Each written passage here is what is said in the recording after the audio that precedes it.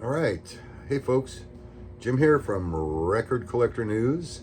Um, Working on the new issue, just came out. You're actually sitting on 4 bundles. But I wanted to talk today about my relationship with Frank Zappa and his music and the Mothers of Invention and what that music means to me. And so we're going to go all the way back to the summer of 1967. I was almost 11, and my best friend lived upstairs. I was living in East Hollywood, California, and my best friend lived upstairs, Carl. His mother, Leah, was a school teacher in the Los Angeles City School District, and she got the summers off. So she would take jobs, like part-time jobs and stuff like that. And that summer, she took a part-time job working 2 weeks as a secretary for Frank Zappa. And she worked for him, I guess, typing, I don't know. And she came home from that assignment, and he had given her a copy of Absolutely Free, which had just come out. And guess what? They didn't own a record player. They did not have a record player upstairs. Downstairs at my house, we had the Curtis Mathis console record player. So de facto, that became my first record. Absolutely Free, Frank Zappa and the Mothers, 1967. I played that record over and over and over and over. It, was Revolver had just come out, and Pet Sounds had just come out, and whatever else was playing on the radio. I was a kid who had a little white transistor radio glued to my ear at all times.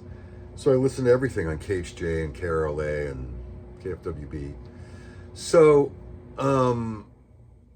I just sort of went down this rabbit hole with Frank. I didn't know, anything else. I just listened to it. I thought, what, to be honest with you, I thought there was something cool about it.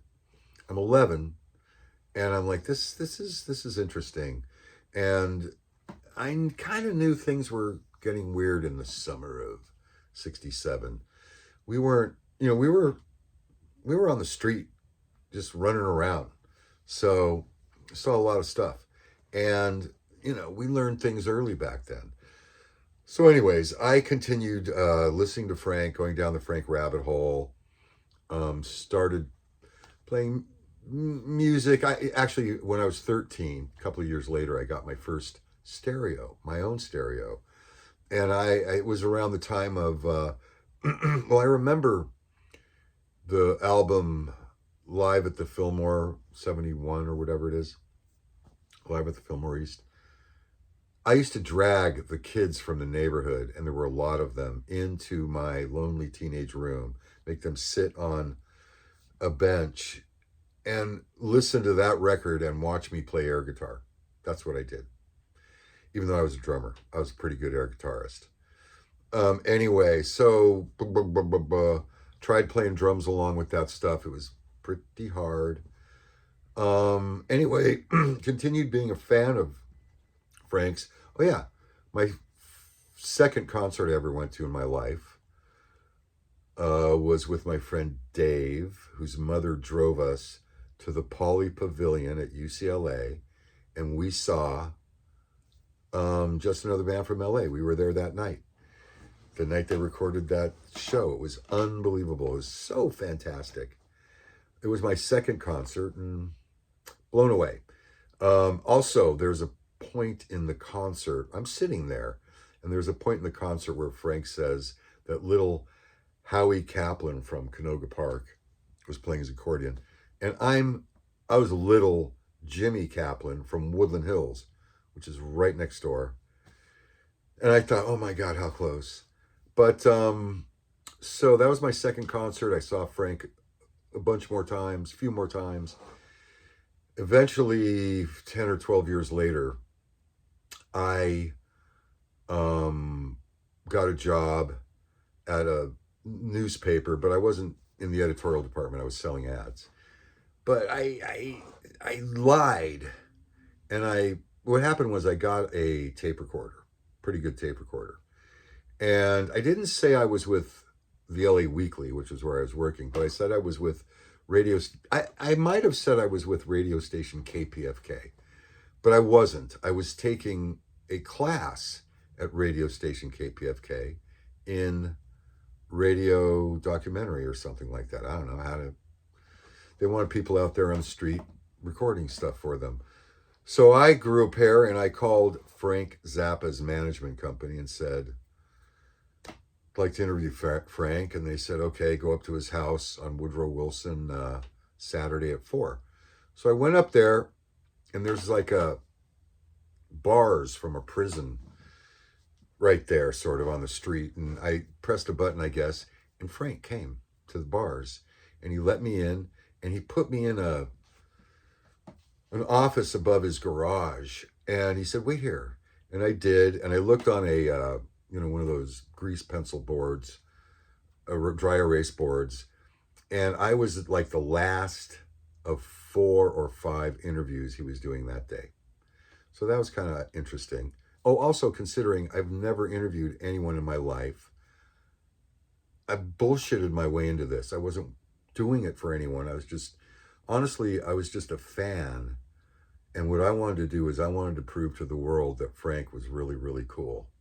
That's how lame I was. Something like that. Anyway, I was 25. So eventually Frank comes into the room, to the office, and he says, follow me. And I follow him down into his studio where he has set up. He's got a peacock wicker chair. He's got a little wicker couch. He's sitting in the peacock. I'm sitting in the couch. There is a cameraman with a video camera, which back in those days were very expensive. This is like 1982. He's got a camera operator and he has lights. And he says to me, hey, I just got this camera today. Do you mind if I videotape you interviewing me? I didn't know any better. I said, sure. So I had some questions written on a steno pad, and I started asking Frank questions. As I recall, they were about sexuality and politics and all the crazy shit that Frank sings about. And I was trying to defend him. Anyway, he didn't like my questions. And in some cases, he would restate my question into something someone asked him in Guitar Player magazine last month and answer that question.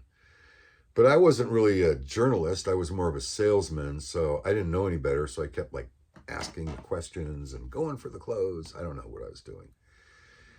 And he's videotaping, I'm tape recording. And at some point I sensed that Frank's not happy with what's going on right now. So and it had been quite some time. We'd been arguing for 45 minutes. And so I shifted into what I thought was easy stuff, more about the music. And I had kids. I'm like, my kids love Yo Mama. And they just they go nuts every time I play that. So anyway, we did a few minutes of that. And then all of a sudden Frank goes, you know what? I smell a rat. I don't want those feminists at KPFK to get their claws on this tape. And I go, oh, wait, no, that's not, I was lying. Ooh. And he goes, give me the tape. And I go, oh, no. And so I made him hit the eject. He took the tape out. He went into a room. He brought me back a blank of the exact same tape, handed it to me. And he goes, come here. And we sit down at a table down there and he starts feeding me. I don't remember what. I was so freaked out. And he's lecturing me and he's like, everyone has an axe to grind. And I don't know what was going on at this point, but he had videotaped all this.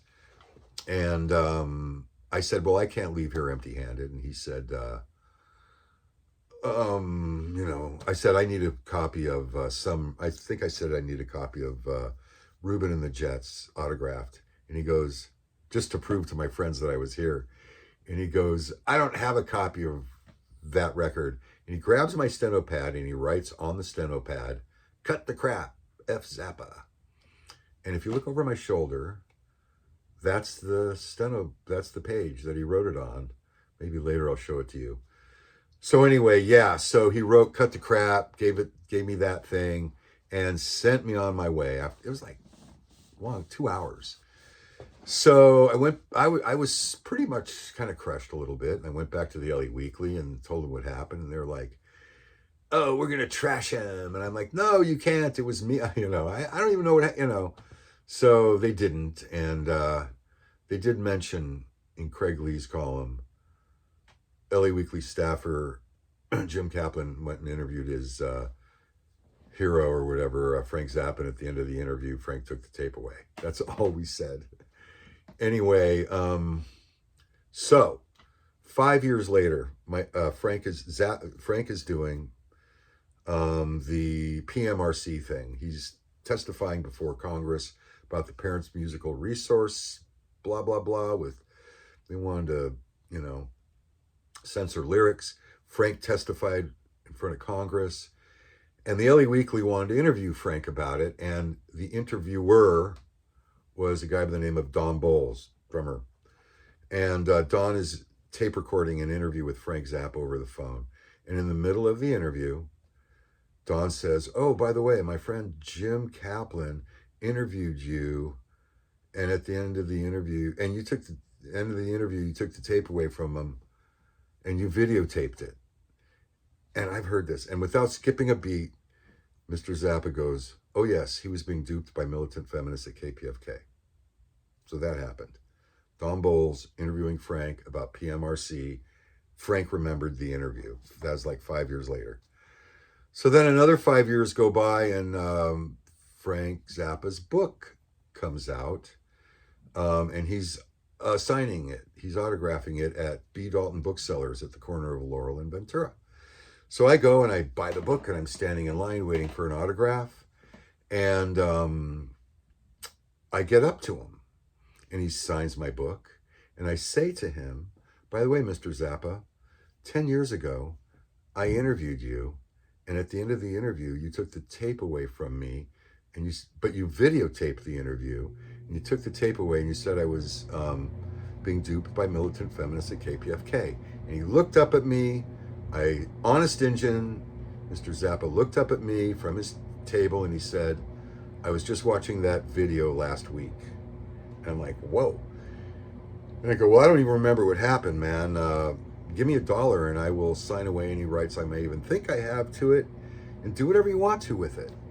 And he said, well, I don't know who the audience would be, which kind of makes sense. And I said, well, I think that's when I said, well, I don't even remember what happened. And Frank said, give me 6 months or something like that. Give me a few months and then call the office. I'm on this book thing. Call the office in a few months. So to be cool, I think I waited like 9 months. And I called the office and didn't hear back. So I waited another 9 months and I called the office again and I didn't hear back. And I never heard back. But I did meet Joe Travers at a long time ago. I've met him a few times, but the first time I met him was at some sort of an engineers thing in downtown LA. It was Joe and Gail Zappa and Joe Travers, where they were there together, speaking about the library, about the vault, Frank's vault, and about how interesting it was, all the tape and how they were dealing with it. And super interesting. I mean, it doesn't sound it now, but it really was. Anyway, afterwards I went up to Joe Travers and I quickly told him, hey, I interviewed Frank, and Frank videotaped me interviewing him, and at the end of the interview he took the tape away from me, but he remembered it because he told Don Bowles, he remembered it when Don Bowles brought it up, and when I got my 10 years later, he said, oh yeah, I was just watching it. And Joe Travers looked at me with all seriousness and he goes, I'll find it. But that was asking too much, and he was promising too much because no one's ever found it. Oh, I think I did meet Tommy Mars a few times, and Tommy told me that he has seen the videotape. I don't know whether it's true or not, but that is my Frank story. That's the crazy part of my Frank story. Wow, is that nuts or what? I mean, along with just loving his music and playing it more than any other music by far, and I play music every day. I listen to my stereo. I have a fancy, cool stereo, and to me, there's nothing better than playing some cool stuff. I remember the first time I heard on live at the Fillmore, I heard, I don't know if one of the Turtles, I forget which one, Mark Volman, I think. And I always thought Mark Volman was at some point during a song saying Ichigumi, because that's something Frank might say. That's something you might say around Frank's people, Ichigumi. I mean, he might say that in a song. And I remember putting it on a really cool stereo, and after 30 years of listening to that song, he didn't say Ichigumi. He said Ainsley Dunbar. He was introducing Ainsley Dunbar, and Ainsley went into a solo. So I'm into Frank. I listen to it all the time. It means a lot to me. I think there's more to it than most people do. I think there is a conceptual continuity. The guy wrote so much music. And, you know, not to blow smoke or anything, but his legacy, everything that's come out, is so good. Universal's done a phenomenal job, I think, with all the reissues. There have been a couple of movies and documentaries that were great. I mean, I sucked this stuff up, but it was so good, quality-wise. Anyway, that is my Frank story. I listen to Frank every day. If you'll look behind me here, there are there's 4, and then 1 down below, Kallax cubes of all Frank Zappa music. And none of them are really boots. I don't collect boots. I don't even have Break the Boots anymore. But that's my Frank story. It means a lot to me. I play it all the time. I think when I was a child, listening to all that stuff, I got through being a kid by memorizing lyrics.